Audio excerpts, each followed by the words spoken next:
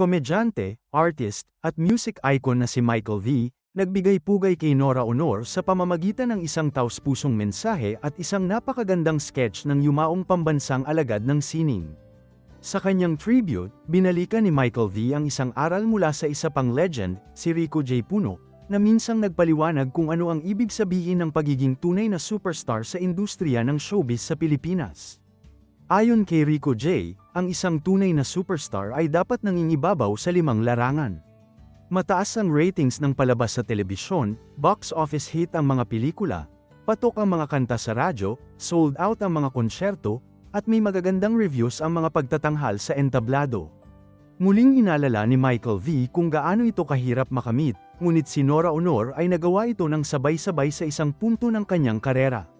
Tunay na walang kapantay. Iisa lang ang kilala ko na naka-achieve ng lahat. Si Nora Honor lang, ani Michael V. May iba pa ba kayong kilala sa generation natin na kayang pumantay? I seriously doubt it. Ang kanyang taus-pusong tribute ay umani ng papuri mula sa mga tagahanga at netizens.